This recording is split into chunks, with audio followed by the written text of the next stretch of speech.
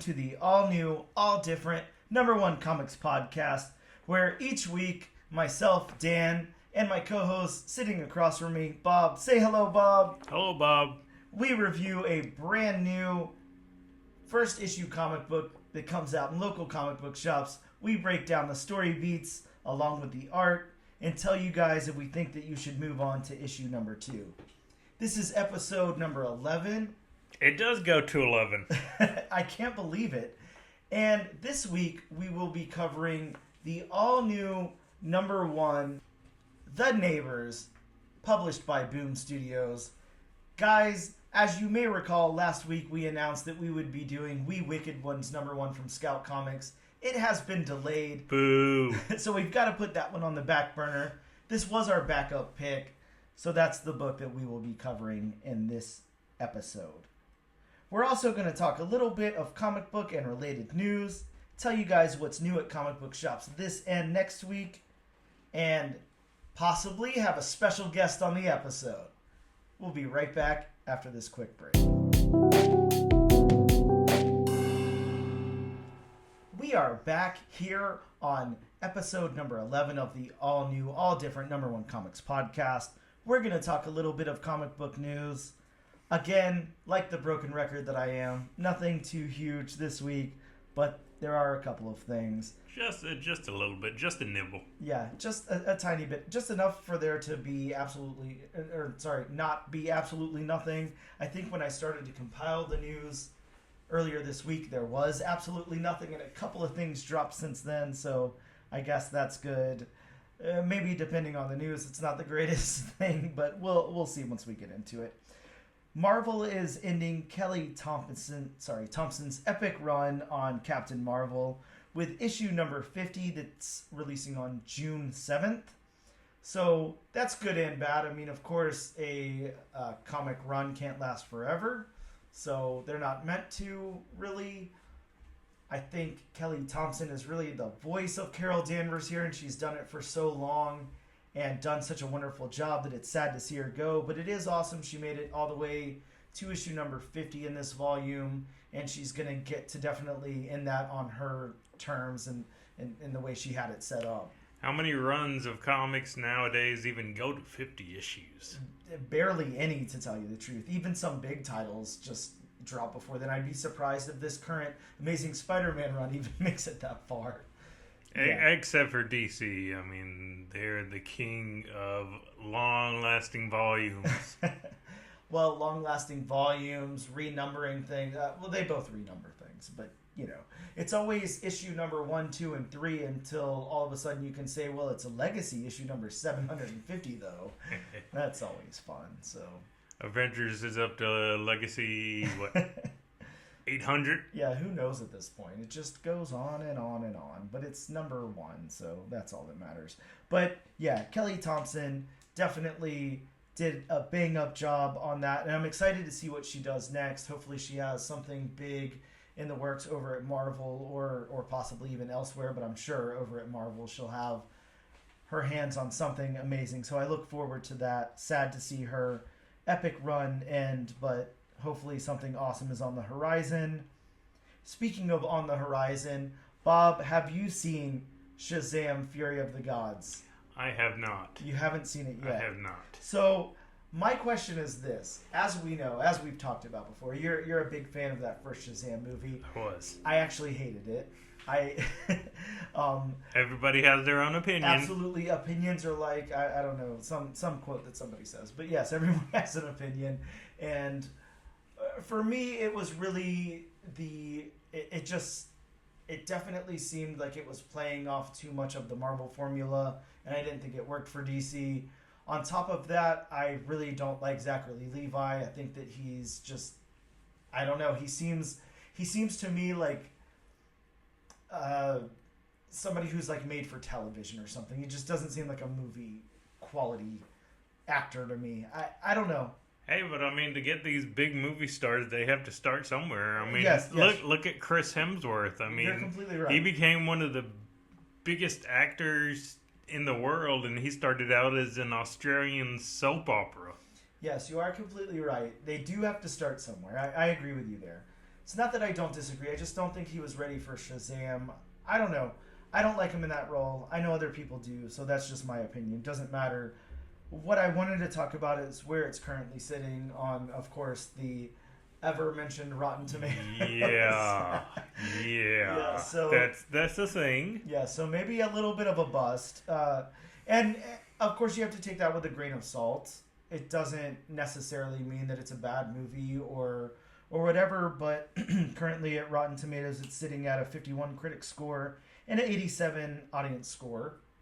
So definitely not the best. I would anticipate that audience score dropping quite a bit though as more people see the movie. See, and especially with superhero movies, as we know, as we've looked at, as we've talked about, there's always such a big discrepancy between what critics think about it and what the audience thinks about it. So I think for the most part, critics just don't like superhero movies. Well, absolutely, yeah. They hate them. The only I would imagine, I haven't looked, I don't have any research to back this up, but I would imagine the quote unquote superhero movies that have good critic score are things like the Batman, the Joker, the Christopher Nolan Batman trilogy, those kinds of art house movies that are unconventional superhero movies. Still don't understand why the Batman got such a big critic score. Yeah, I'm going to say it's because they think that Robert Pattinson completely turned it around by doing horrible shit like The Lighthouse,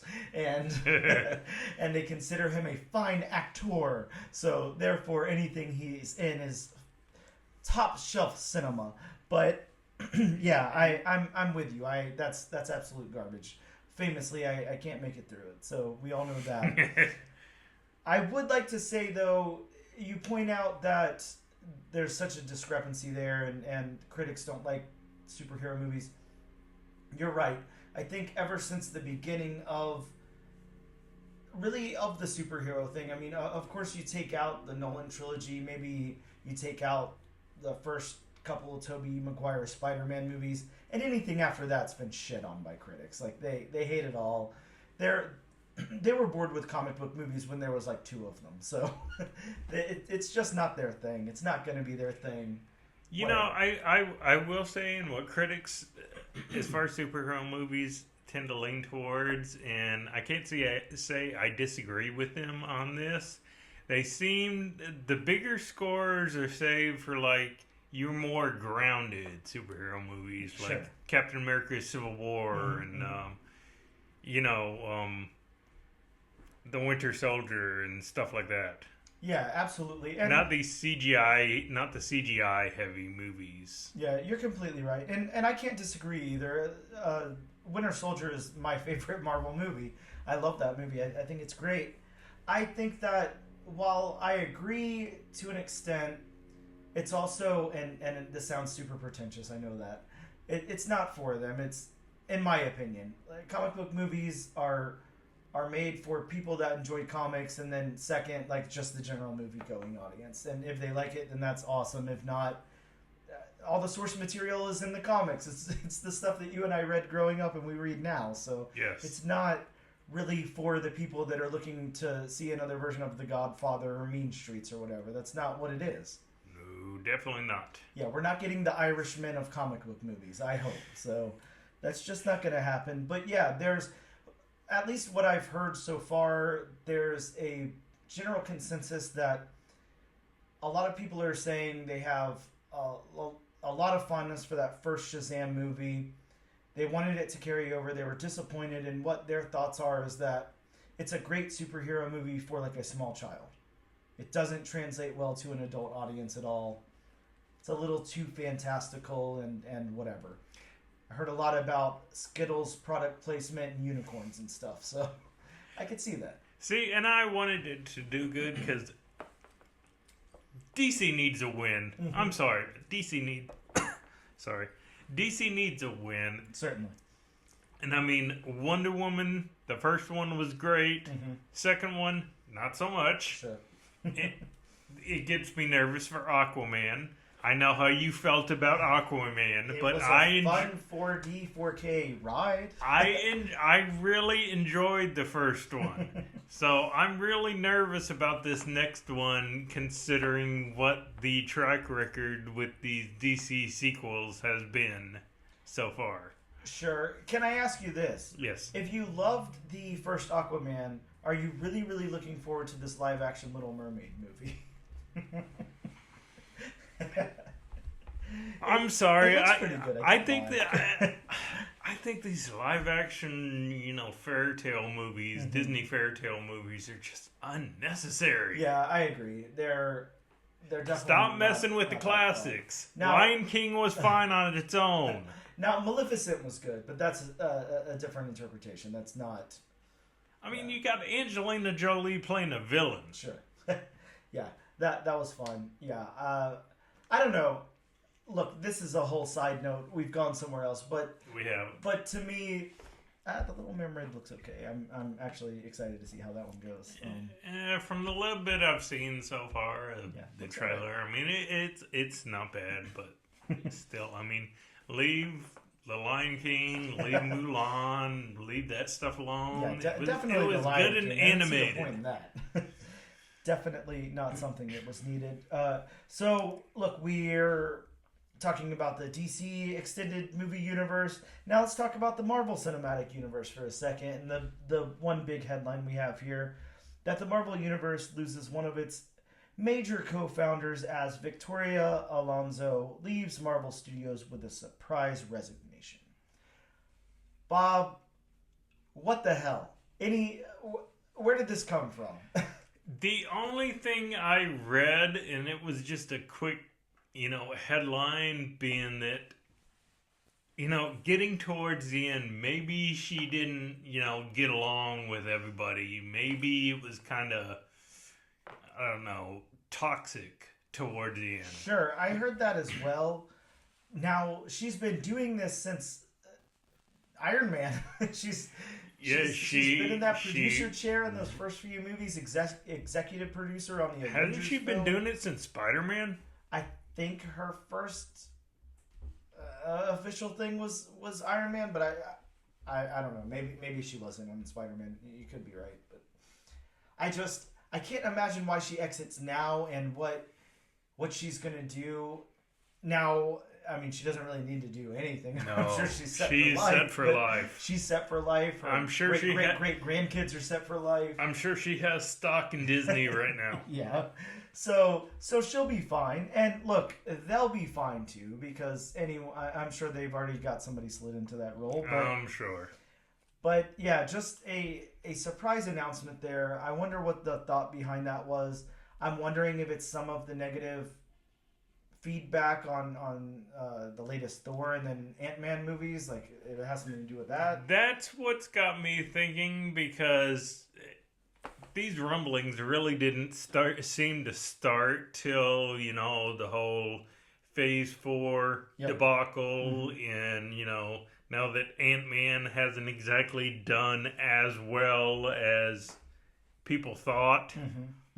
So maybe it had something to do with all the negative, press Marvel has been getting lately on their movies. Yeah, it could have something to do with that. Maybe she just decides to make a graceful exit and be out of the game or move on to a different endeavor. But again, she's been doing it for probably 20 plus years. Oh yeah, I'm sure.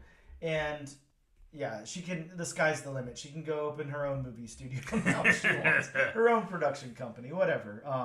She'll be okay. Bob, you had some news for us before we get into this last little bit of news.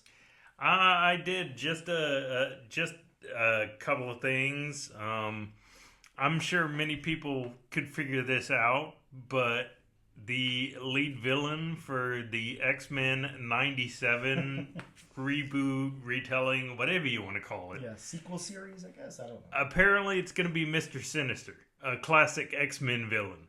And it's going to deal heavily with the Summers, family line, because that's what Mr. Sinister likes. Yeah, and I'm actually pretty stoked on that, because I wasn't sure what they were doing exactly. I know that, of course, X-Men had a continuality throughout the episodes to it, but they stood alone. You know, they borrowed heavily from the arcs in the comics and everything. Right. But I didn't know if we were just going to go straight back to Magneto stuff or what was going to happen there. So they had a much better Dark Phoenix saga than the movies could ever do. Sure. Looking at you, X-Men Last Stand. Hey, I didn't hate that movie, but understood. I know that's not the popular opinion. No. No. Hey, whoever played Storm there, top notch. That's all I can say. Liked her a lot. Yeah, I think just like anyone else who's around our age or who grew up on comics or whatever, this is a wonderful, wonderful thing. Even the X-Men 97 comics and stuff have been great. I'm really excited for this. This is really awesome. And to have Mr. Sinister in there just crosses another T. That's awesome. I really can't wait for a trailer. Yes, you and me both. Once that thing comes out, I'm sure I'll play it on repeat every day.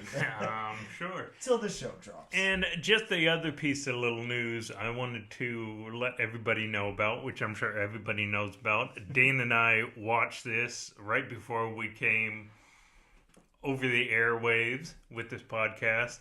But Netflix is doing a Mighty Morphin Power Rangers reunion special out of time. Yeah, this one, we just watched it before we hit record. It's Mighty Morphin Power Rangers Once and Always 30th Anniversary Special Rangers United. I'm sorry, I butchered that title. Oh, you're fine. But that's a long title. That's why I wanted to step in with it, because I did have it documented here in my notes. But man, this thing looks like fun. I think the reaction that we both had the second that we watched it was I feel like I'm just watching it it's the next episode. They stuck with the same theme. They stuck with, it looks like the same kind of budget, everything. It's the campiness we enjoyed of the original series, just updated. Yep, and of course we see some three really familiar faces, and then one not so familiar. Yeah, sure. And then one not seen at all. Looks like maybe we lost a ranger, and then we have some questions, because I at least wonder who's behind that Green Ranger costume. I know that was something that I asked you. Yeah, this looks like a lot of fun. Being a huge fan of the Power Rangers when it came out, man, this just clicks all the nostalgia boxes, and I'm very excited to see this as well. So at the very least, if Shazam's gonna suck and Captain Marvel's gonna end and Victoria Alonso is gonna leave Marvel, at the very least we have some cool stuff coming up with Power Rangers and X-Men 97s. I'm hoping the special will be better than the movie reboot they did a few years back. Yeah, that was something. I think it was pretty well acclaimed, actually, but I didn't like it either. So yeah, I remember hearing some good stuff about it, but it definitely wasn't from me. Well, that's our news. We're gonna take another quick break, and when we return, we're gonna go over some new comic books that came out this week.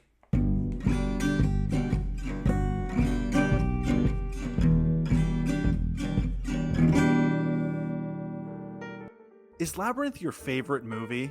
Do you like Full House Easter eggs? How about movie-themed brackets for best movie props? I'm Dan. And I'm Jer, and we love breaking down movies to discuss their impacts in pop culture.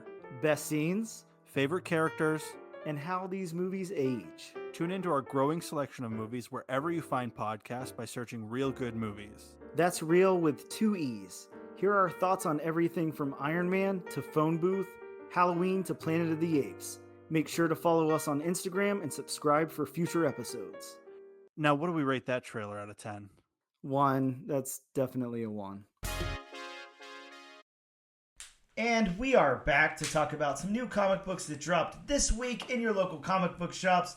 That's right, kids. You've still got enough time to hit up your local shops. Send them an email, send your local comic book shop owner a text, send them snail mail, send them a carrier pigeon, a Harry Potter owl, or whatever else, and get these books. From DC Comics, we have Milestone 30th Anniversary Special. It's got a first appearance of Static Beyond and a Static Batman team-up, as well as an homage cover to Flash 123. We've got the final Batman One Bad Day one-shot, which is on Ra's al Ghul. And we've got Superman issue 2. Of course, Bob and I talked about Superman issue 1 a few episodes back and absolutely loved that book. So we definitely both picked up issue number 2. It also has a first appearance of Marilyn Moonlight and Graft. Sorry. Have not read it yet, but I'm looking forward to it. Yeah, me either. I'm really excited to read that one tonight. Can't wait. It'll be a lot of fun. From Image Comics, we have Dead Romans, issue number 1. Dark Horse, we've got Order and Outrage, issue number 1, with a great Jim Starlin cover. Nice. From Archie Horror, we've got Pop's Chocolate Shop of Horror. Of course, Bob's favorite publisher. Is it an anthology series? I'm going to assume so, but I think it's probably one of these one-shots again, kind of like the Betty Final Girl one. I hope it's more cognizant than Betty Fun Girl. I think that this one is supposed to be a play on Little Shop of Horrors, so yeah, interesting premise. We'll see how the execution goes this time. From Marvel Comics, we've got an Avengers 9 facsimile reprint. We've got a new number 1 and a new volume of Doctor Strange. She-Hulk issue 11 has a first appearance of Scoundrel. And we've got Women of Marvel issue number 1. Those are some of the books that came out this very week in your comic book shops. A pretty slow week. There's not anything that impressive, but hey, some slow burns out there. You never know. Pick them up, see what you think. We'll be right back to talk about Neighbors number 1 in just a moment.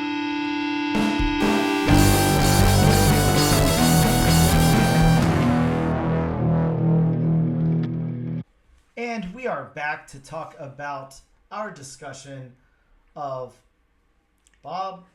The Neighbors number 1 by Boom Studios. Story by Jude Ellison S. Doyle.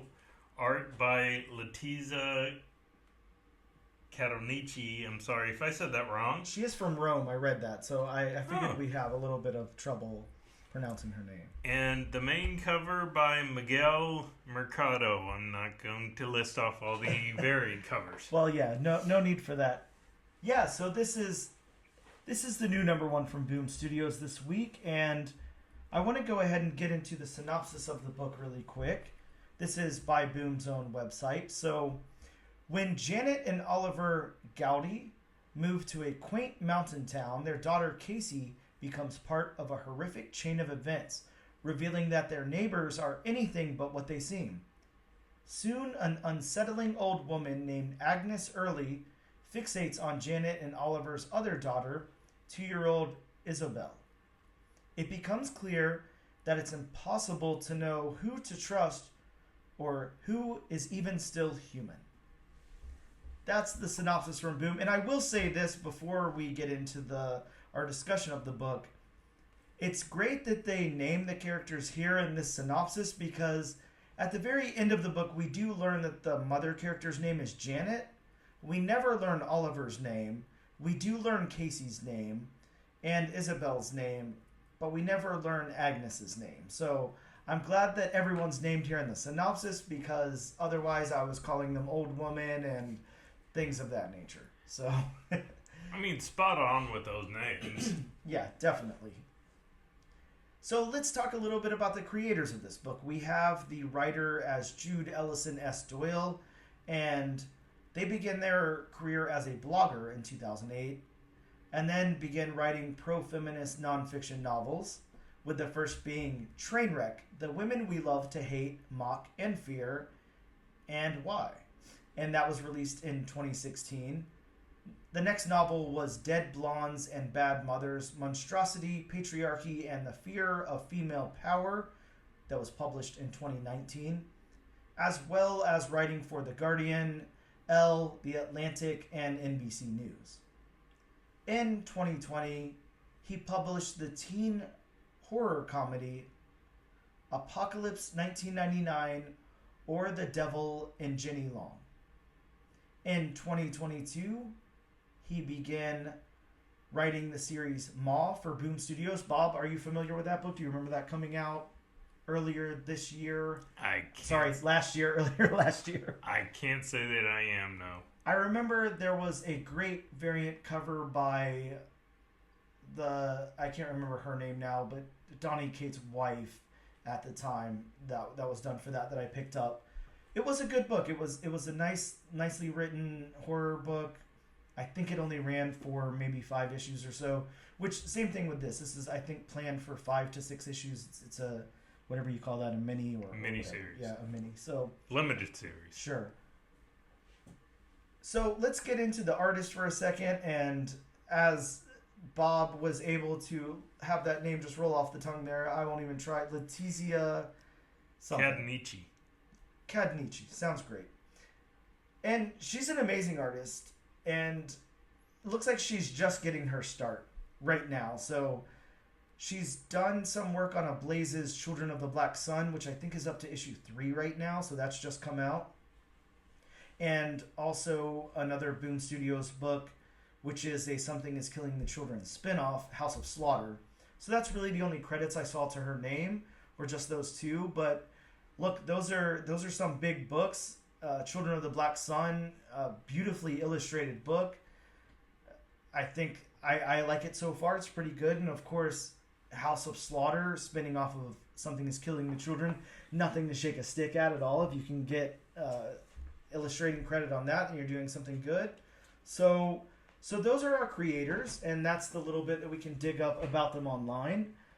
I'm going to get into my synopsis of the book, what I wrote down, before we get into our discussion. So the book opens with what I believe to be some hunters stumbling across a tree and a creature or a child or something laying underneath the tree with a ring of mushrooms around her and the tree.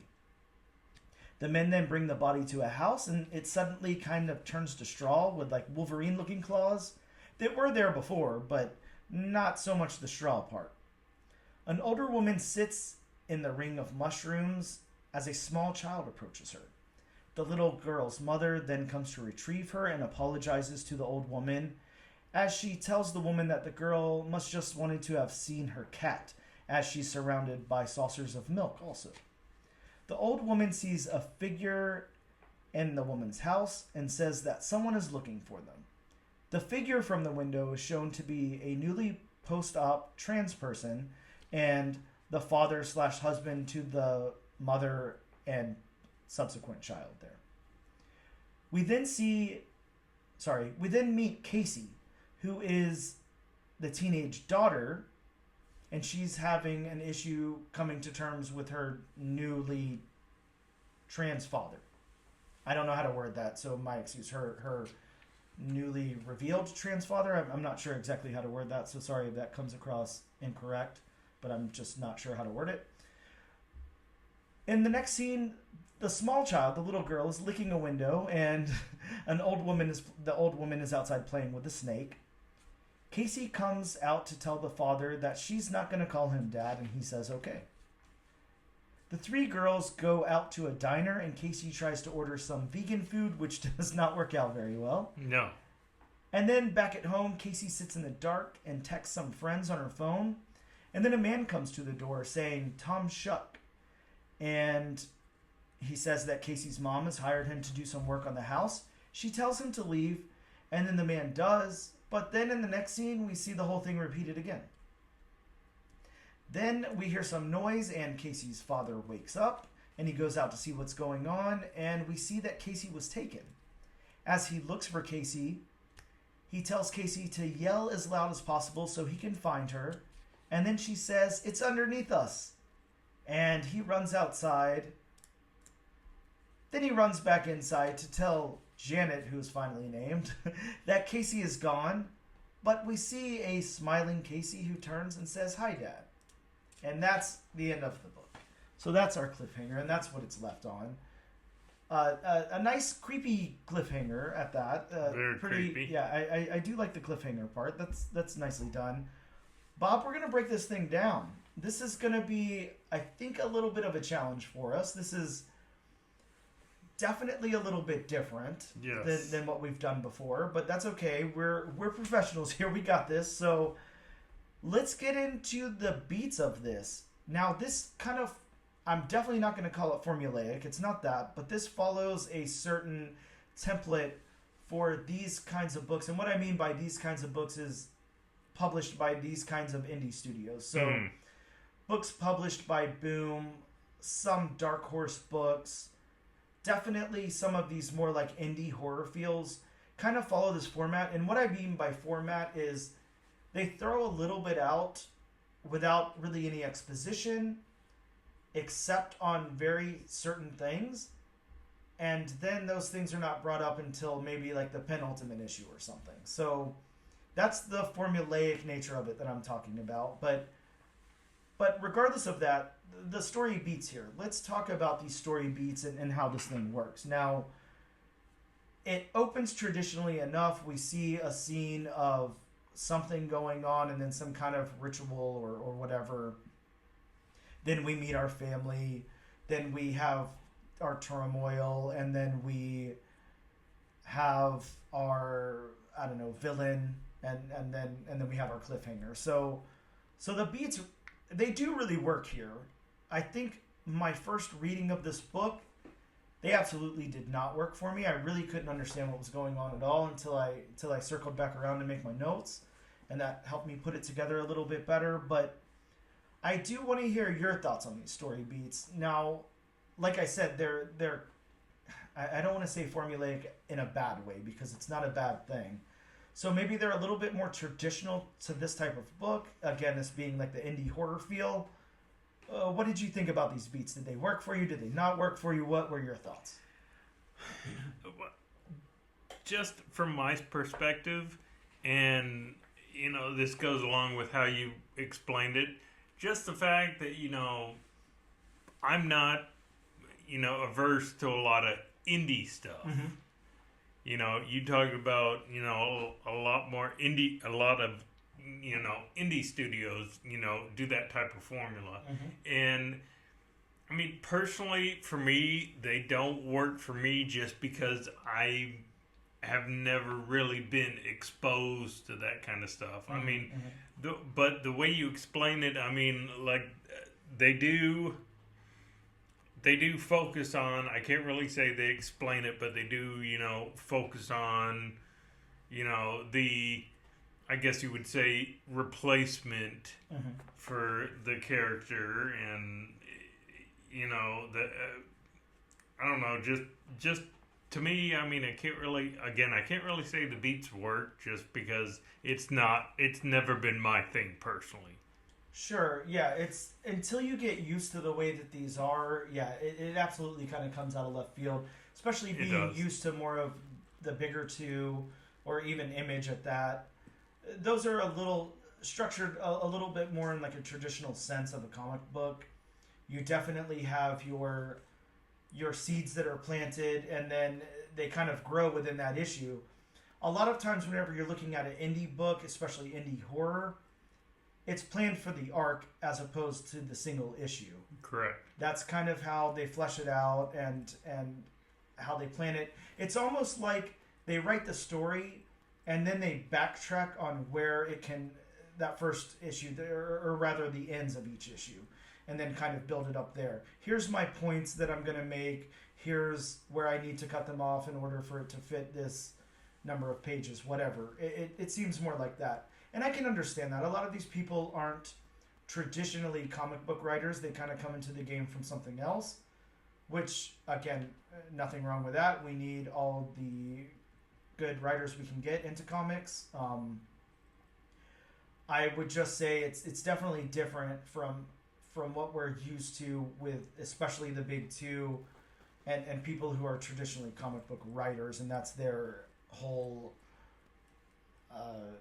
I don't know, career or whatever. If it was something you've read a lot of and you're just used to it, then this would be a good book to pick up, I'm sure. But again, me personally, I'm not used to it, so I can't say it's my cup of tea. Sure. Yeah, it's definitely different. So let's talk about this narrative then. We have this overarching narrative, and it's the narrative is kind of a silent narrative, I guess. It's more painted with the artwork and the pictures, which which I do appreciate. Story driven. Yes.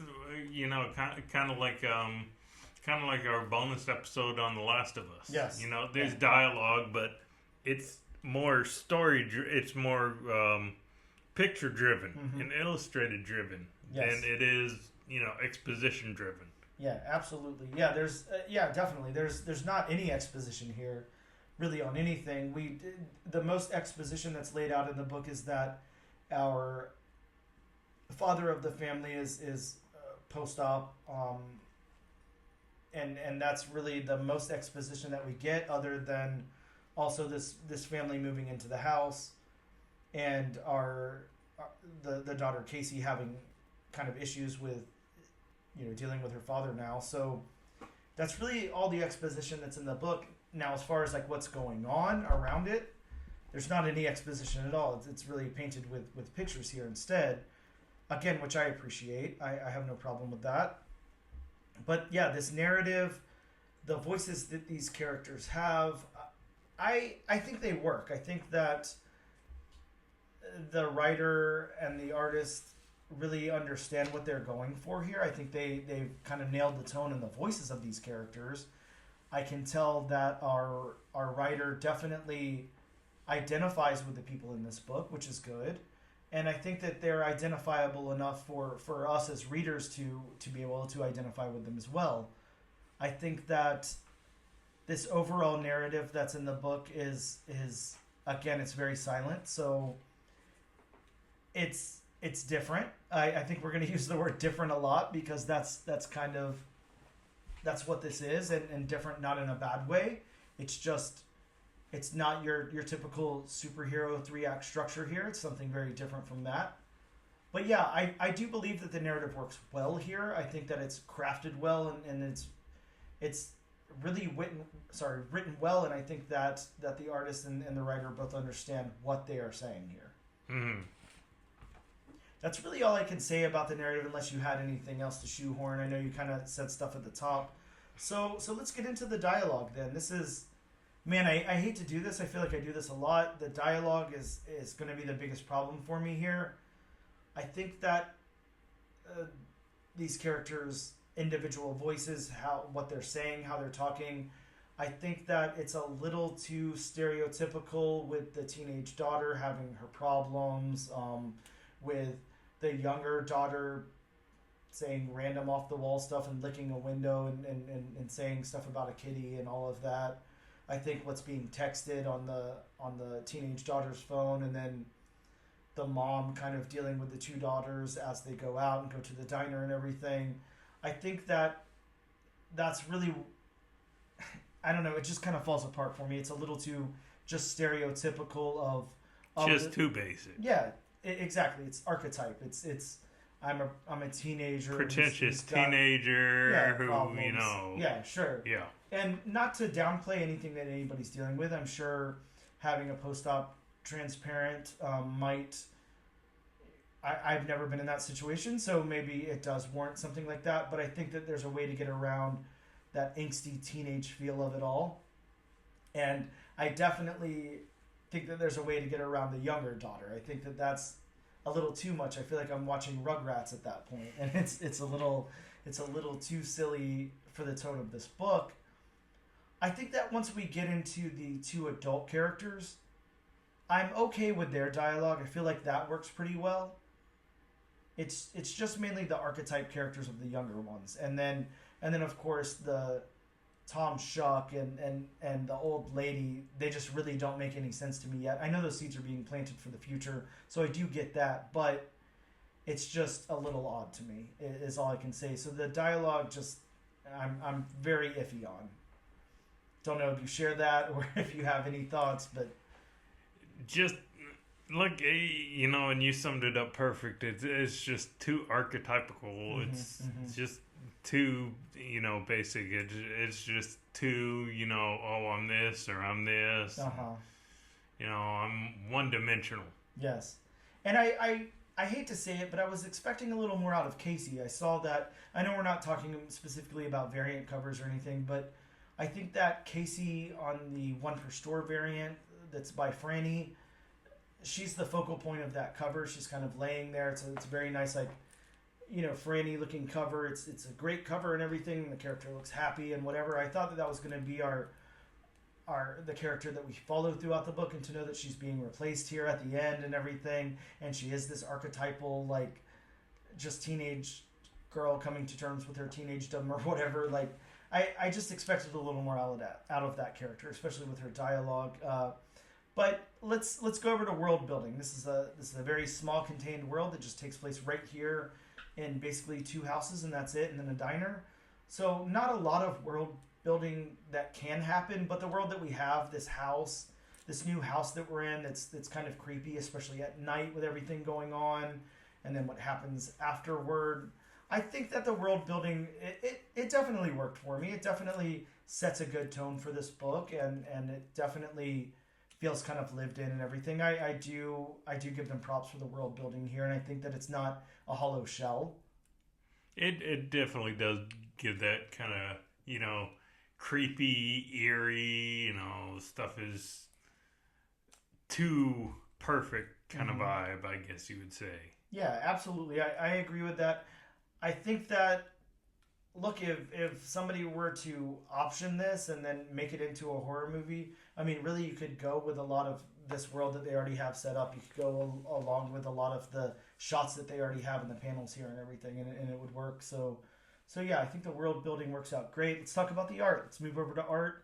Talk about the characters.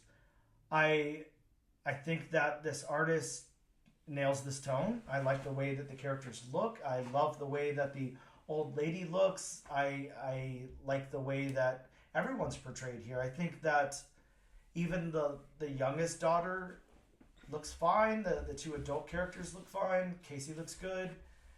Everything looks good here. And then when we get into, I don't know, the characters at the beginning, that kind of creature character or whatever it is that's going on there, I like the design of that. I think that the character designs really work. I think that that's going to be one of the strengths of this book. I don't know if you read, it came out, I want to say 3 or 4 months ago, also by Boom Studios. It was a book called Specs. Don't know if you read it. It was a 4-part mini. No. The art reminds me a lot of that, and I loved that book. It was a very good book. Similar in tone. Kind of like reminded me of like a Twilight Zone type of feel, but very similar in tone, very similar in art. Liked that a lot. This is reminding me of it, and I like the art. I love the characters here. You have any thoughts on that? No, I mean the characters, like, the little girl is drawn like, any bubbly little girl. I mean, you can definitely tell that Casey is kind of that, goth teenager. Yeah. You got the black eyeshadow. You got the spiked necklace. Yeah, the choker. Yeah, the spiked choker. And I mean, even in the character of Oliver, I mean, you can tell that he's definitely had transitional surgery done, because I mean, you see the top surgical scars stapled. Yeah, and I like that. I appreciate that they made that kind of a forefront here. So do I. Especially when the character's laying in bed with his shirt off and everything. I think the reason that I like it is it would be easy to just shoehorn in, hey, this is a trans character or whatever. A lot of times people will do that with whatever they're trying to put in. This character, I mean, they went 100% with it. They show that, they make it very clear, and they stick with it throughout the book. So. Yeah, exactly. They don't just say, hey, this person is transitioned from a woman into a man. It actually shows you that, oh, this person has definitely transitioned from a woman into a man. Yes, of course. And then, I mean, this gets back into the story a little bit, but we see their struggles with that. It's newer to them. It's definitely something that he's dealing with as he has to go out and be the brave one to go rescue his daughter and everything. He's kind of struggling with that, and you can tell. And I think maybe, sleeping with his shirt off and everything. This is something that, of course, our writer can identify with. So So he transitions that here into the book, and I definitely appreciate that. I think that that's a wonderful touch, and that was very gracefully added and done well. Let's talk about the locations. The locations, for me, I love the locations here. I love when you've got it open to a panel right now where they're looking out the window, looking at the neighbor's house while the neighbor's playing with the snake. The as far as the house that our new characters are moved into, they just moved into the house, so it's a little bare. I think that's okay. I think that makes sense in the story. I think once we get to things like the diner, they work really well. Once we get to that landscape before the diner, it's wonderful. This artist is pretty impressive. I really like what they're doing, what she's doing, and yeah, I think that these locations really work very well. Yeah. Can't really add much more to it. Sure. Yeah, I think that, yeah, it's a lot of, I think once we get those first couple of panels in the book where we're seeing that character under the tree and then the mushrooms going around and everything, I didn't really expect to get what we got throughout the story. I was expecting more of an outdoor type of thing. I definitely didn't know what we were going to get here, and what we got was a little surprising, but not in a jarring way. It worked very well.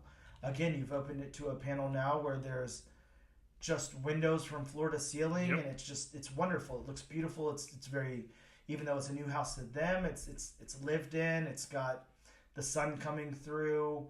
It looks very well. The use of shadow and everything here, just they've done a wonderful job. Right, and I mean they even say it in the dialogue in the couple of panels. There's lead in the glass, so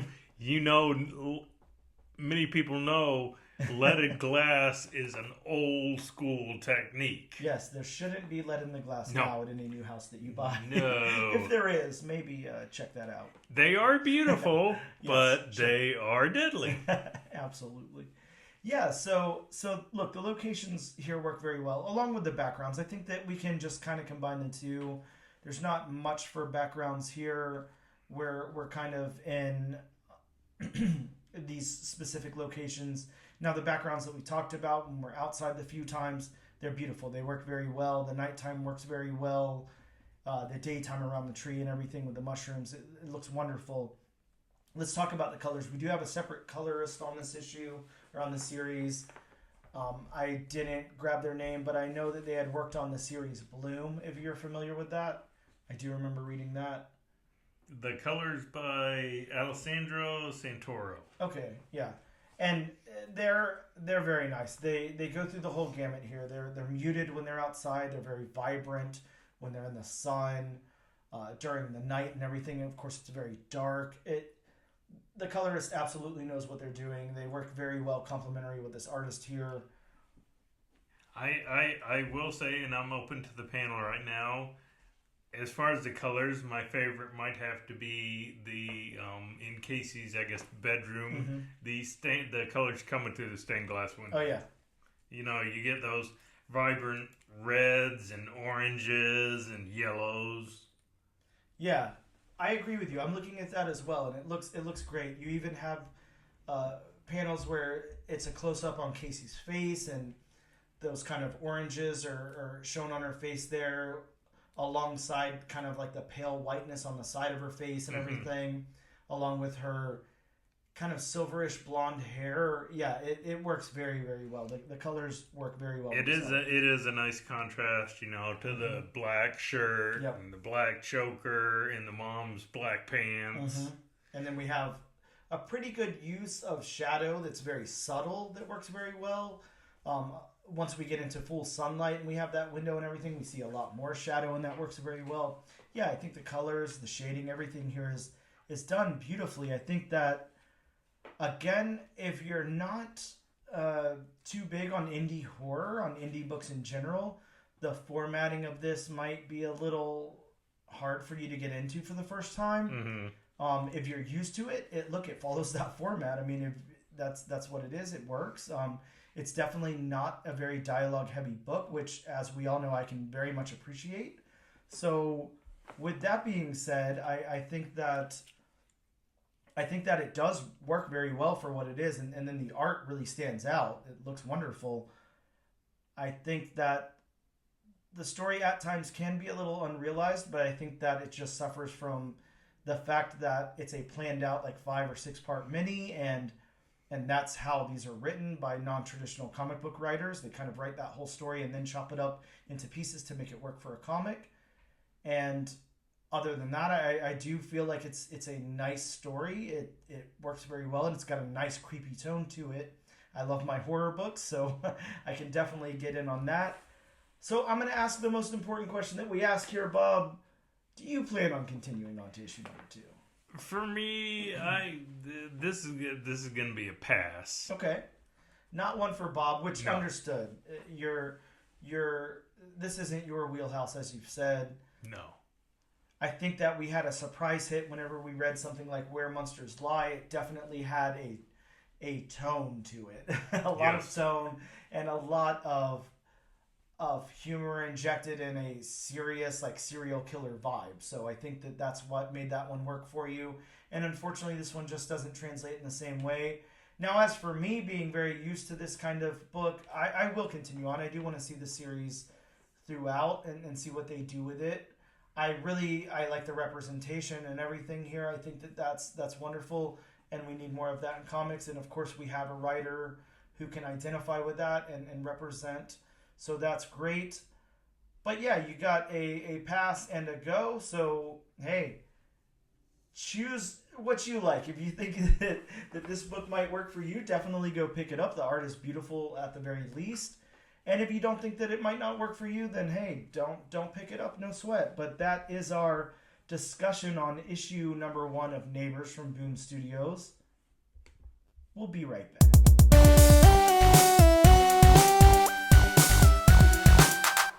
And we are back. Bob, you're going to go over some books that are coming out next week in local comic book shops. Hopefully they come out next week. As long as they're not delayed. Bob, what do you got for us? And keep in mind that some of these are going to, change because of delays, and sometimes Key Collector isn't exactly up to date. But from DC, we have Action Comics number 1053. Holy crap. Way up there. From Kong Comics, we have Spin the Night, The Curse of One-Eyed Jenny number 1. Wow. Okay. The cover for this looks crazy bonkers. From Scout Comics, and I have no idea when this comic is coming Yeah, out because they've I know I've announced it about 2 or 3 times. We have Granite State Punk, so hopefully we'll finally come out next week. Yeah, who knows? The book we were gonna do next week, but I found out got delayed for till April 5th. All the Devils Are Here, number 1 from Scout Comics. From Scout Comics again, we have Unicorn Vampire Hunter number 1. Now that sounds fun. That's a title. Also from Scout Comics, we have Mechaton number 1. From Mad Cave Comics, we have Don't Spit into the Wind number 1. And why not? Also, Don't Tug on Superman's Cape. From Dynamite Studios, we have Rocket Man and Rocket Girl. The book we were going to do today, they got delayed to hopefully next week. We Wicked Ones number 1 from We can Scout only hope Comics. it Yes. actually comes out. From DC, we have Waller versus Wildstorm number 1. So I guess those two are crossing over. From IDW, we have Dungeons and Dragons Saturday Morning Adventures number 1. So if you're a fan of Dungeons and Dragons, you will want to pick up this comic. I wonder if it'll tie into the movie at all. Yeah, possibly. From Image, we have Indigo Children number 1. Also from Image, we have Ambassadors number 1. Sorry, Ambassadors. From DC, we have Unstoppable Doom Patrol number 1. Are you a fan of Doom Patrol? I do like Doom Patrol. That show was fun. The Doom Patrol's fun, sure. Wonder if it ties into the Unstoppable Wasp at all, though. We have a crossover with Marvel. from DC, we have Detective Comics number 1070 or 1070, whichever you want to say. From Marvel, we have Star Wars: Return of the Jedi, Jabba's Palace number 1. From Marvel, we have a new Avengers series, Avengers Beyond number 1. Issue 1 of our 5-issue limited. Also from Marvel, we have It's Jeff number 1. Jeff the Land Shark. Yes. It's getting a series. Is that where Kelly Thompson's going? Possibly. From X-Men, we have X-Men Unforgiven number 1. I'm sure you'll be picking that one up. Absolutely. We have Venom Lethal Protector 2 number 1, a sequel to the Venom Lethal Protector series from the early 90s. Yes.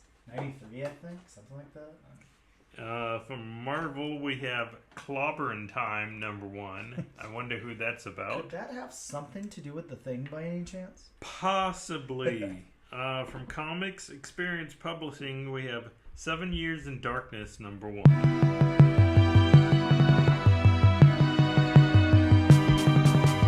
Guys, we are here on the all-new, all-different #1 Comics podcast with a very, very, very special guest on to talk about some of his work. We have the amazing Tyler Crook here. Tyler, please say hello. Hello. Yeah. Glad to be here. Yes. So excited to have you. As I said at the top of this, I've been I'm just going to go ahead and say fanboying out the whole time. So really, really stoked to have you here. This is actually a complete honor. I know I expressed to you already at the top of it how I'm just so impressed with your work. It really blows me away, especially not only do you illustrate these amazing things and then letter them yourselves, you also write some of the most outstanding comics I can't say some of, because, you know, the realm of what you've written here in the Lonesome Hunters just blows my mind. But man, just all around, just an amazing contributor to the comic book world. So, oh, geez, that is that's an introduction. I really appreciate that. That's very kind of you. Well, we appreciate you. So yeah, you know, you sit in your studio and you work all alone all day every day, and then someone like says nice stuff about your work. It feels very nice. Thank you. That does make it worth it. Hey, well, I just appreciate that you're pumping this stuff out and getting it out there for nerds like me to check out. So thank you for that. I can't thank you enough. So yeah, guys, Tyler Crook. I mean, what can I even say? Where do I start? Maybe Haro County. Maybe I'll just start with that. If for some odd reason you've been living under a rock the past, like, I don't know, 8 years or something, and you've never checked out Haro County, slap yourself in the face and go to a local comic book shop and pick up a couple of issues, pick up a trade like I have, go on Comixology, whatever. It's available everywhere. Amazing, amazing book. Beautifully written by Colin Bunn and then illustrated by you, as well as lettered by, and just, I mean, the pinnacle of horror, in my opinion. I love that book so much more than I could express here. So yes, if you guys are not familiar with Haro County, then absolutely get out there, check that out. I'm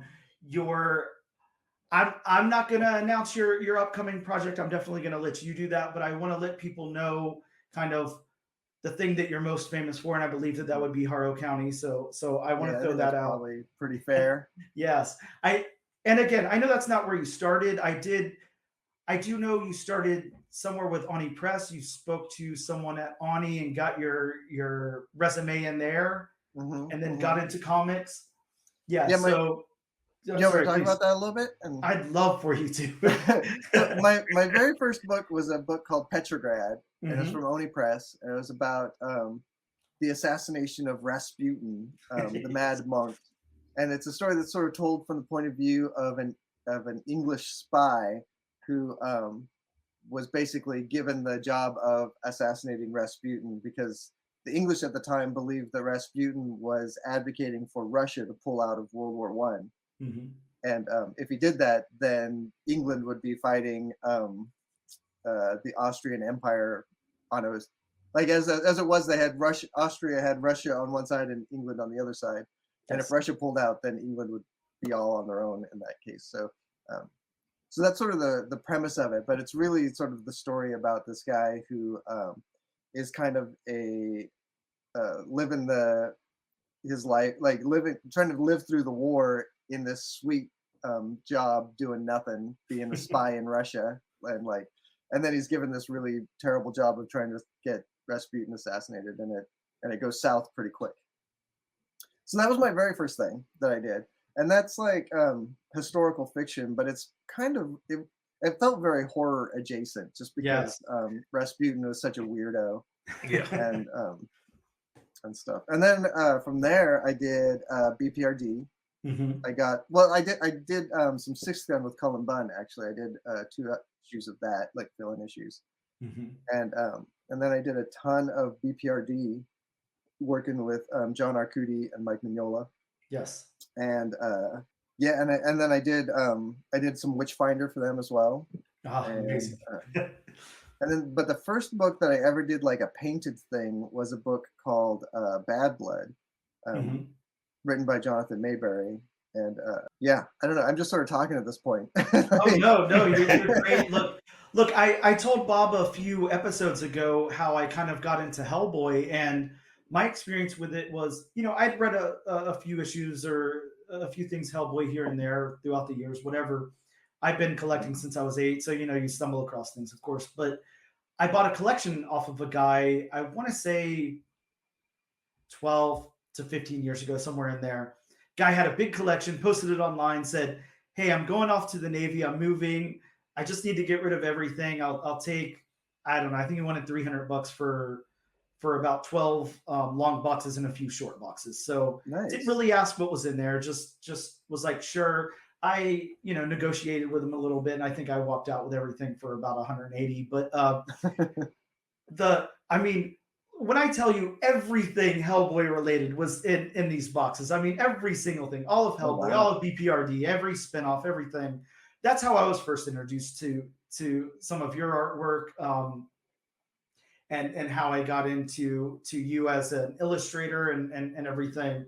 Just, I can't believe you worked on some of that stuff. That's just so amazing. I can't believe it either, to be honest. Like when I was really getting started, I'm not like a giant. I haven't been reading superhero comics for a long time and haven't been really following that stuff. And I think if you had asked me when I started comics, like if there was a work for hire job that I wanted to do, probably BPRD would be the only thing I could come up with. Yes. But at the time, it was Guy Davis was like the only guy on BPRD. Mm-hmm. And so like, it was just like, well, that'll never happen. Yep. But I met Mike Mignola at a convention, and I had showed him some of my Petrograd pages when I was working on that book, and he just told me to like keep in touch with him. Mm-hmm. And so I did. I would just send him an email every like 6 or 9 months and just say like what I was doing and say hi and stuff. And so when they asked me to do that, it was I still can't believe it. Like that's, as far as like work for hire goes, that was my dream job, and I got it like right out of the gate. Yeah. I can't imagine just all this time thinking, God, this is what I'd love to do, and that's what you stumble into. That has to be one of the greatest feelings in the entire world. Now, can I ask you, since we're talking about as far as you being a creator, and of course you write and you illustrate, so you do both.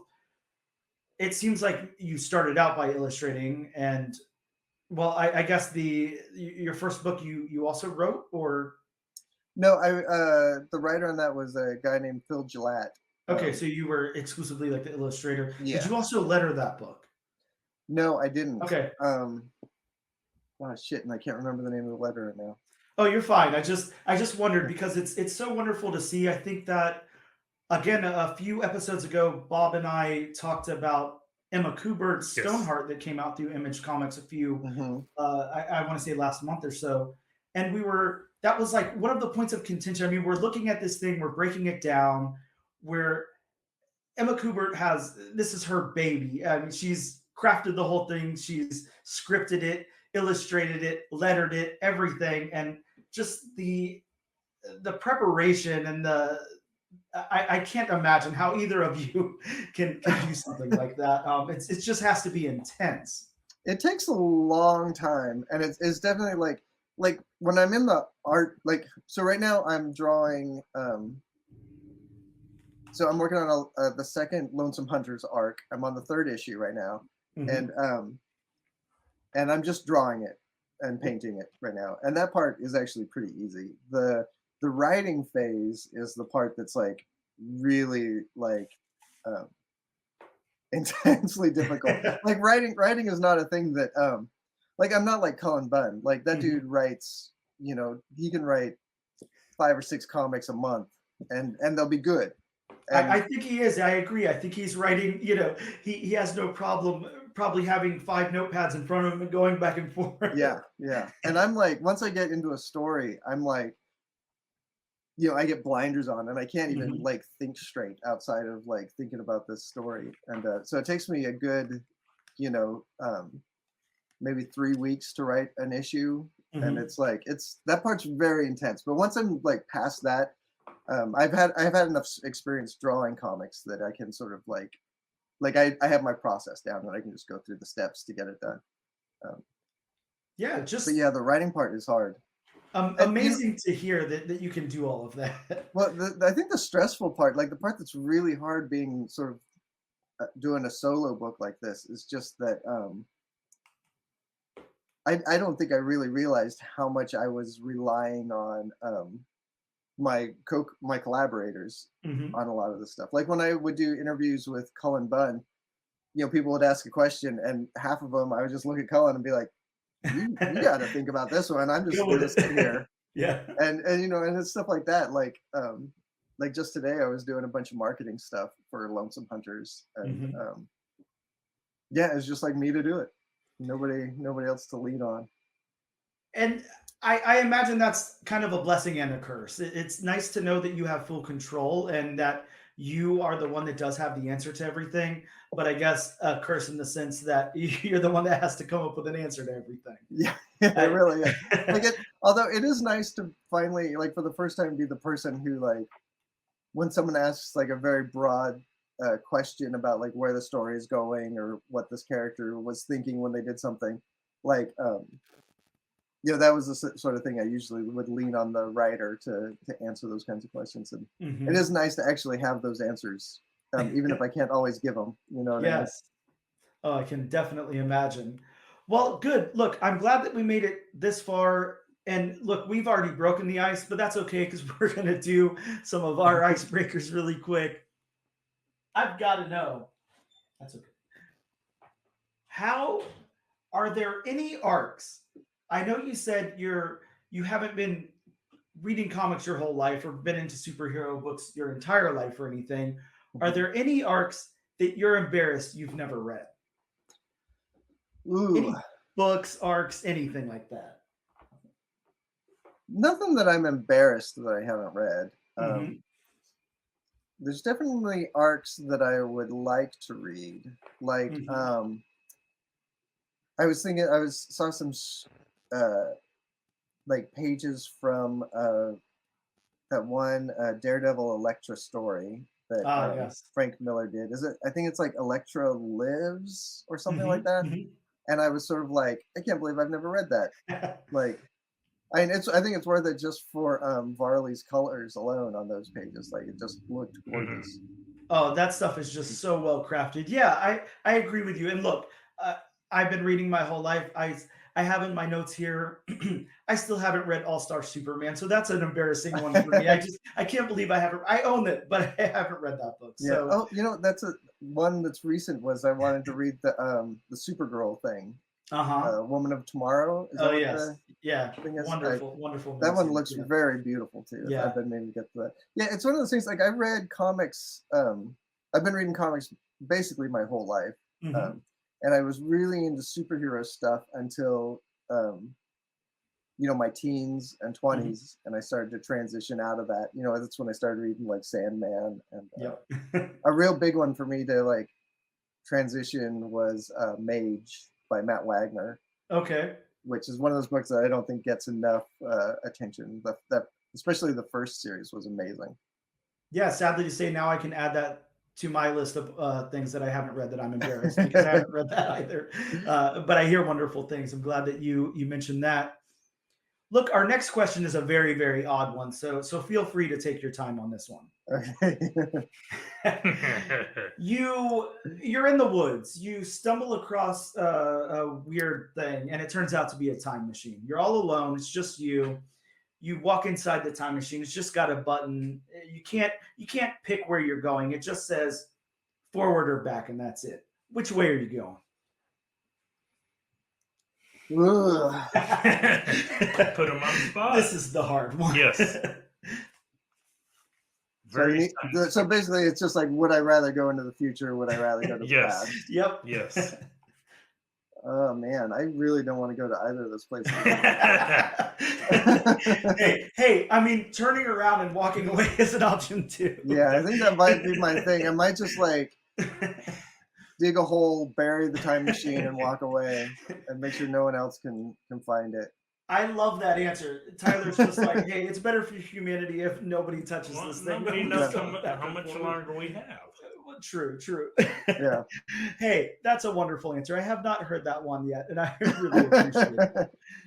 Look, here's our speed round. This is just a quick this character, just stupid fun. No weight behind it. Okay. Batman or Spider-Man? Batman. Superman or Hulk? Hulk. Captain Marvel or Wonder Woman? Which Captain Marvel? We're going to go with Carol Danvers. Wonder Woman. Very nice answers. Yes, wonderful. I love your answers for all of those. Those are good. Let's get into I want to talk about something a little off the wall, and it pertains to you. It's not icebreaker round anymore. Okay. I definitely want to talk about music. I see something, maybe a bass behind you, but I know that I've listened to your stuff you've posted on Bandcamp for the soundtrack for Harrow County. So it seems like you're somewhat of a musician, and you do some really amazing atmospheric stuff there. When did you get into music? Is that something you've done your entire life? That was a thing that I got into right after high school. Okay. I had a couple friends. It was like sort of all through high school, I wanted to be in a band really bad and could never like figure it out because I actually didn't know how to play any instruments at the time. And I was always just trying to find friends that knew how to play guitar or whatever. And I'd be like, I'll be the singer. And then after high school, I did that. You know, I found some buddies and we started hanging out a lot and we started a band and we played around a little bit, but we didn't really like go anywhere or do it. Like it wasn't, well, there's like varying levels of like ambition within the band. Sure. And, but it didn't ever like turn into anything other than just playing a couple shows and stuff. Yeah, sure. I imagine some guys just want to practice all the time. Some people want to go on tour. Some people just want to play local shows. You run the full gamut there. So, and it was in the early 90s. And that was like, I don't think it was the same as it is today. Well, especially in Southern California, there's like every like venue where you could play was like a pay to play sort of a deal where you would have to guarantee a certain number of ticket sales. Sure. And so like it was like, yeah, it was just not a thing that was like, well, now that I'm sort of thinking about it, it wasn't a thing that was very fun, really. Like the part where we were making music and stuff, like that part was really fun. But the part where we were trying to be a band and try to like do things, like that was a giant pain in the ass. But after we broke up, then I went and bought a 4-track recorder and started messing around with stuff. And you know, it's like one of those things where I have a hard time considering myself a musician because for like it's definitely just a hobby. It's something I'm doing for fun and I do to sort of unwind and stuff. But I'm very proud of the Harrow County soundtrack. I think that turned out pretty good. It's very impressive. I just recently found it. I want to say, I believe within the last few months or so, and I assume that it's probably been out there since after the book released or sometime thereafter. Yeah, it was pretty close to when the book started coming out. That was when I put that out, and Yeah, it's so funny because I post about that. I try to post about it pretty regularly, and Hmm. every time I do, like for the last whatever 6 years, whenever I post about it, I get someone who's like, "I didn't know this existed." It's Yeah, like, you must get a whole new fan club every time you mention it because it's yeah, really it's very impressive. I know you said you don't really consider yourself, a musician. It's more of just a hobby for you, but mhm, yes, it's very impressive in the world building that you do, the atmosphere that it brings along with it. I can think of quite a few times where I've just sat down to go over, certain issues of Haro County or whatever again, and then just I'm like, hell yeah, I'm playing this in the background now, and it's just nice. so perfect. So That yeah. was actually absolutely 100% the goal of that was to be like something you could put on while you're listening, like reading the book. Hey, That's why well, there's like no definitely lyrics in it accomplished. or anything. Yeah. It's just like background music. Yeah, I really enjoy it. It's very nice and atmospheric, really really cool, and I'm glad that you got that out there. So I want to talk about your art, your watercolors. I mean, of course, you do a lot of different things, but just just some of the scenery that you invoke with what you do with your I I can't even verbalize. I mean, just I feel like almost every time I look at a panel of yours, and this is not again not to fanboy out too much, but I look at every piece as like an individual piece of art, which isn't something, not a dig on anybody else or anything like that, but it's not something that I can say for every creator. A lot of times a lot of things are very digitized. They're very just kind of washed out. There's not really a background. There's just a focal point, whatever. I feel like every single panel that you create, I could hang on my wall. How do you? Where does that come from? What's your influence? Um, there's a lot of influences. Mhm. Guys like Bill Sienkiewicz for sure, Nice. and like Kent Williams. Like if you ever read that Wolverine and Havoc, Oh um, yeah. whatever that like Prestige edition miniseries they did, like that was Yep. huge for me. Um, One of the biggest influences for me was Nestor Redondo, who he was the guy who took over Swamp Thing after Bernie Wrightson left. Oh wow. And Okay. his stuff is like, if you've never read it, like look up Nestor Redondo. He Mhm. is probably one of the most beautiful comic book artists like that has ever worked in American comics. It's His stuff is just gobsmackingly beautiful, and it's Swamp Thing stuff, so it's like super lush Uh huh. swamp stuff that he did, and that's like you can definitely see that influence in Harrow County, and even in the story arc of the Lonesome Hunters that I'm working on right now, you can see I'm doing some nature stuff, and yeah, so that's a huge part of it was just seeing Nestor Redondo's forests and swamps and stuff early on was very sort of formidable for me. And I also like, a lot of well, I guess the thing is like I figured out with Harrow County how much the quote unquote backgrounds are how important those are because they're not a lot of people in fact I even hate calling them backgrounds because it's like Hmm. they're the setting or the environment and it's like and especially when you think of what the setting is of a story and you make sure that the setting is important to the story that you're telling that it becomes way more important to you as an artist and you're not just like filling up background space you're actually like telling the story through this location and yeah and like I said in Harrow County there was like it was important that it was like the setting it in the 30s and putting it in the woods and in rural North Carolina was like Hmm.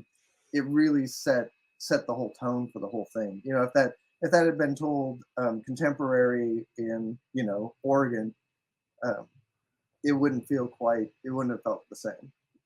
And, yeah. Yeah, it's interesting that you put that out there because I think that I completely agree with you. Again, not a dig on anybody else. Every art's an interpretation and it's an expression of Mhm. each individual artist and I appreciate most comic book art. I love comic book art. I You talked about Bill Sienkiewicz a minute ago.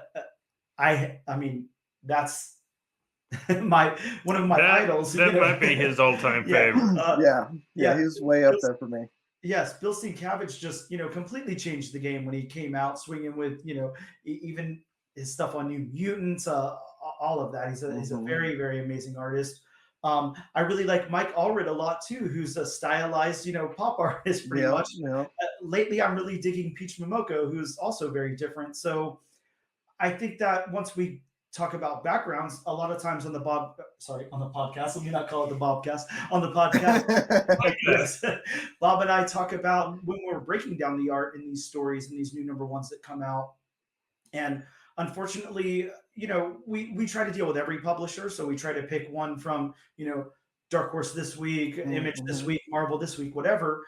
When we get into some of the Marvel and DC stuff, a lot of times we see those house creators and it suffers a little bit, especially in the backgrounds. I feel like a lot of times it's stylized in a way where there's just a burst of color and that's all. There's it's a close up with just a white background or whatever. And again, that could be the artist's choice, and there's nothing wrong with that by any means.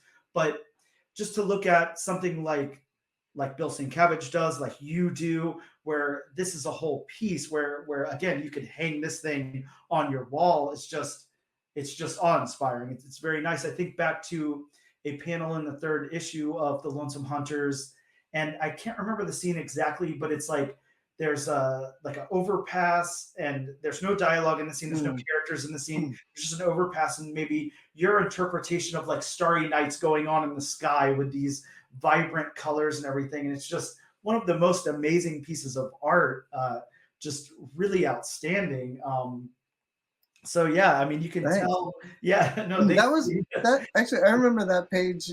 I know exactly which page you're talking about. And that was sort of a big deal for me when I realized that, like, as the writer and the artist, I was all of a sudden going like, you know what? I can just take a whole page and be like, look at the sunset. Like, because that's a point where the main characters are sort of like heading out into they're leaving the city and going out on the adventure, like officially kind of at that moment. And so I was like, you know what, there needs to be a big change, and we need to see that they're entering the world at that moment. So yeah, like that was sort of what that is. It's like one of those things, like I wish more, especially like superhero stuff, like I wish, like Batman has Gotham City, which is like a great setting. Like that's like you could go. There's so much you could do with that, and even like Metropolis has something similar. Like that's more like new age, like technology, modern, clean city. But it's got something up to it. And I wish more like superheroes had that like built-in setting.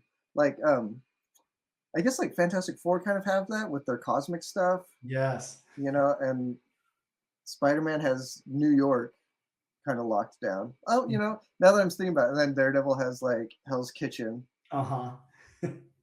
Like, but yeah, like that's important to like these characters, I think, is like the world, because the world you live in is like defines what these characters are living through. You know what I mean? Like it's not just all a plot point thing. It's like they have to go through these points in their story in a world that is like affecting their decision making. Yeah, and I think that a lot of times that can get lost on just maybe it's a product of just churning out so much at one time. Of course, these I mean it would be an understatement to say a lot of people are just very overworked in the comic book industry, pumping out things, especially for the big two and everything, and we know that. But I think back to an episode, actually our last episode, Bob and I covered for DC Comics. It was Harley Quinn's Multiversity issue where she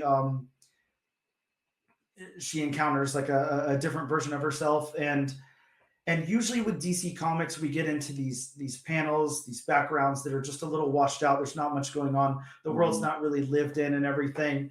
And this one we had a lot of high praise to say about it. The backgrounds were done very nicely. The floors had scratches on them, all these kinds of things. It was actually a very beautiful book. So yeah, I relate to your work to something like that. I always feel anytime I see anything of yours, it feels very lived in. It feels like this world actually exists, and it's not just you throwing some color and then your characters on top of that. Just really amazing stuff. I I definitely want to get into. I think, look, we could sit here and talk about Harrow County for 3 hours, no problem, but I'm not going to do that to you. I know it's been talked about. Definitely, what I want to talk about here is the Lonesome Hunters. I I have loved this since it came out. These sadly, you've only given me 4 issues so far, so Yeah, it takes me a while to get one of these issues done. No, completely understood it. You can tell that a lot of care and detail is taken in here. But yeah, I definitely want to talk about this. We of course talked about you scripting, illustrating, and lettering it. So Mhm. it's your baby, it's your project, and equated that to kind of what Emma Kubert was doing over there with Stoneheart. I I just want to I want to ask you, what do you, without giving anything away, of course. We Mhm. don't want any spoilers. We're not asking for that or anything. Where do you envision going with this story? Like how long do you envision going with it? Is this another like 4 issue arc, or is that something you can tell us now, or Well, kind of like, well, I'm trying to do a like I have a story in mind Mhm. that is about 24 issues. Wow. Um, and so that's what I'm shooting for. And it's That'd sort be of amazing. really one of those things where I have this plan, but I'm also like being sort of constrained by some market forces here, where the Mhm. Dark Horse is very comfortable with a 4 issue miniseries, Sure. and they are very excited about having a number one to, Mhm. whenever the next story arc is, to make it a number one. Yep. And I don't know if that's the best way to do it, but that's the way they want to do it. And I'm like, as long as you keep putting them out, then I will be happy with however you do it. But so I have a definite story arc. I have a very clear ending. Um, in fact, just last night, I was sort of thinking about the ending and was inspired and started writing down a bunch of dialogue for a conversation that I want to have at the very, very end. And so, like, I have a very clear ending in mind, but it's just a matter of sort of getting these miniseries to keep selling Mhm. well enough that I can get to the next one and the next one and the next one. Yeah, I can definitely say I don't think you'll have any problems selling this once it comes out. A tangible copy available for people to pick up. So Hmm. I can't, I really can't downplay at all the just how amazing this story is. Just these 4 issues that we've read through. I definitely want to talk about the characters a little bit. I Hmm. know, we're not going to spend obviously too much time on it or anything, but I have to ask, and please correct me if I pronounce it wrong. Lupe. That's correct. Okay, thank God. um, so look, you really have her voice nailed. I mean, along with Howard too. Obviously, they both Hmm. come from a place. I mean, you have them nailed, but just when we're first kind of introduced to that character, when we first after her uncles died and after she kind of gets up and sees that Howard's not there with her and everything, and she comes to grips with, I don't have anybody, like there's nobody left. My uncle was the last one, and she's kind of, has her hands in her head, or sorry, her head in her hands and everything. Hmm.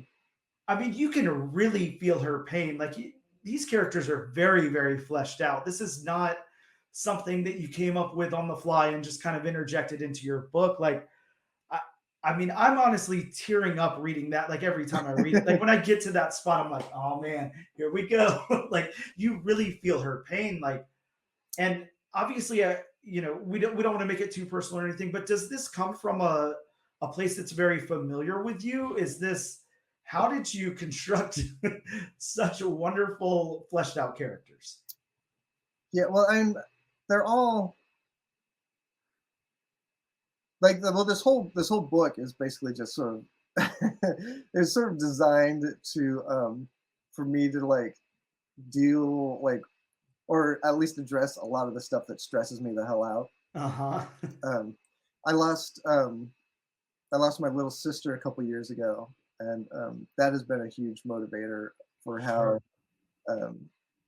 how I approach Lupe, and and yeah, like it's just sort of like whenever I like the scene in particular you're talking about, it's like that's one of those that um, got me teared up when I was writing it, and it's like that's sort of I imagine so. and one of it it feels so silly to say this because it's like every story should be sort of trying to accomplish something like this, but I'm like really trying to tell an emotionally grounded story. Like I'm trying to tell a story about real human emotions, about real like people who are having real reaction to the world that they're living in and the stuff that's happening to them. And I like so much of this actually, I mean, I feel like I'm talking a lot of crap about superhero comics, and I really don't like think Oh, poorly about you're superhero fine. comics. But it is one thing, one criticism I've had of them over the years is just that it always feels like I always wanted like a Captain America story where Mhm. Captain America goes and fights and then like is crying through half of the fight because it's just like so hard for him. You know what I Mhm. mean? Not even like that he's like just like sad about the fight that he's in or whatever, but just like that feeling of like absolute exhaustion and fighting. And like I always felt like superheroes should be crying constantly. In fact, it's funny. Like I've actually, if you follow me on Instagram, I've been posting in my stories. I'm reading a collection of Defenders comics, and I'm like so gratified because there's like crying on every other page. I'm just like, yes, this is what superheroes should Yeah. be doing. Is This just is crying all the time. realistic. Yeah. Yes. So I don't know. So the story that I'm trying to make sure that the things that happen in the story have consequences, Mhm. and that the characters feel those consequences. Yeah, Yeah. and again, your execution, I mean, spot on. I can't be in your head to know what you're going for, but I know as far as a reader with no insight whatsoever, I mean, the book really speaks to me, and the art, and even I mean the fact that you can convey emotion just in your lettering is something, just Thanks. profound. So yeah, I really again I'm gonna take a step back and not fanboy out too much as I talk to you about all this. But yeah, Too late. yeah, sure, and cute. But yeah, I think that you've really accomplished something amazing. And what I want to say, before we get into our last few questions here is everybody listening to this, you have to read the Lonesome Hunters. It is awe-inspiring. It is such a personal story that's just executed so well. And if you're familiar with Tyler Crook's art on Harrow County, on BPRD, uh, anywhere you've seen any of his stuff, just know that what he's able to do with his art it transcends with his storytelling. I mean, just you are able to script this in such a way that I just it's amazing. It's very awe-inspiring. So I would like to Thank, say that I think that yes, no, thank you, thank you. and Like I really feel like writing is sort of newish to me. Like I wrote a Mhm. bunch of if you read Harrow County in the single issues, or if Yes, you were lucky enough to get a hold of the library editions when they were still in print, I wish. um, we had uh, we did a Tales of Harrow County in the back of each issue where it was like a Mhm. one-page story, and Yes. and I wrote about half of those, and that was like my first published writing stuff. And this is like the first thing that I've written of this scale, and I don't know. It's just such a relief when I hear people talk about it and say that the writing is okay, because I am like terrified that I'm just. I mean, no, like the worst writers in the world think that they're nailing it all the time. And I'm like, so whenever I feel like I'm nailing it, I'm like, does this mean I'm one of the worst writers in the world? So I Uh, appreciate that. Thank you. Yeah, no, and I can assure you, in all honesty, you are beyond nailing it, sir. So it's such a wonderful personal story, and again, I absolutely every one of our listeners uh, better go out and pick up this book as soon as it's released, because if Yeah, not for anything else, so I get more of them. So yeah, and the trade paperback is out right now, so you can pick that up. yes, yes. So thank God. So everybody, please do that. So the last couple of questions I wanted to ask, a little less personal. Are there any writers, as far as you know, strictly doing your artwork, that you've dreamed of working with that you haven't worked with yet? That Again, is a a tough question. that I is know. a tough question. Yeah, like I've gotten really lucky in my career. I mean, Mhm. working with Cullen Bunn has been just a dream. That dude is so great. Yes. I've worked with Jeff Lemire a bunch. Oh wow. Yeah. John Arcudi on BPRD was a dream. Hmm. Um, yeah, it's hard to say. I like it, especially now, right now, because so much of my energy has sort of been put into writing my own stuff. Um, and I'm hoping to keep that going for a while. So like I guess I mean not to sound like a jerk, but like my dream scenario would be that I just get to keep working with myself for a while. Like Hey, I can't blame you at all. Again, for anybody who maybe hasn't checked out Lonesome Hunters, yeah, to be able to put that story along with the art together is just I can't even imagine. So yeah, a good answer there as well. I can appreciate that. So our last question here that we have for you, again, another yeah. think piece. So I'm going to throw this scenario at you. You've landed a job at Marvel or DC, Hmm. and whichever you want. You're either scripting or illustrating or both. What you're choosing. They're going to give you a 25 issue arc. Hmm. What team or character are you choosing? 25 issues. Yes. That's a lot. You get to flesh some stuff out. That makes it harder. Yeah. I have a Commandy story that I would like to do. Oh my Wow. God. Wow. I don't know. That I would be don't know if I amazing. could. I don't know if I could make it 25 issues with that story. Yeah, I don't even But did that the would be original run make amazing. it 25 issues? Yeah. I don't think so. Me either. I would love to do. I'd love to do some Swamp Thing. Oh That yeah. would be incredible.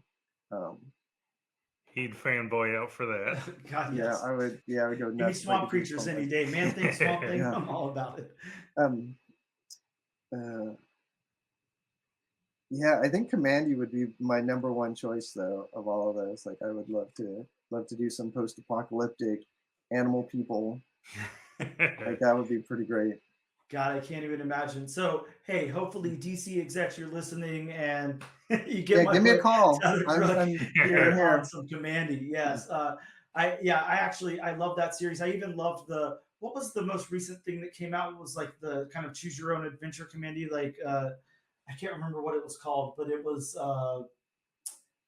a very interesting concept. It was I like was a unaware of this. yeah, it was pretty recent. I want to say within the last 8 or 9 years, something like that. Okay. Really cool story. I can't think of it off the top of my head, but it was very fun. It was like a choose your own adventure thing. Yeah, Commandy though, man, some amazing stuff in there. I love that character. Yeah. Love that first run. That would be very cool. Well, Tyler, in closing, I again, please let everybody know when to be on the lookout for Lonesome Hunters, where to look out, what's going on with that. Okay, Lonesome Hunters, the volume 1 is in stores right now. You can pick that up at your local comic shop. And then the second story arc is going to start serializing at the end of May. I think it comes out May 30th, number 1 for that. And that's called The Lonesome Hunters, The Wolf Child. The Wolf So Child. tell your local comic shop you want those so they can pre-order them for you. Absolutely. That will definitely be one of the books that we cover here on the podcast. So we are very excited to get into that. Nice. And It has been an absolute pleasure having you here. Again, thank you so much for letting me fanboy out for 45 minutes. I greatly appreciate it. And actually listening to him fan. Yeah, no, I would. Yes. Anytime you want to like just get me on the phone and tell me nice things about my work, just call me up. I'm happy to show up. Oh man, yes.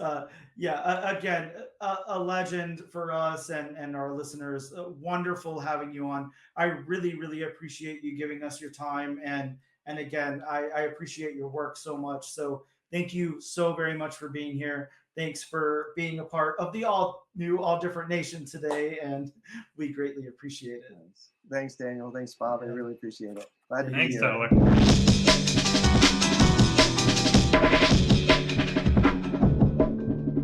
And we are back. Guys, we're gonna go ahead and talk about the book that we're going to cover next week. That was a clumsy way of saying, Bob, what book are we covering next week? From DC Comics Unstoppable Doom Patrol #1.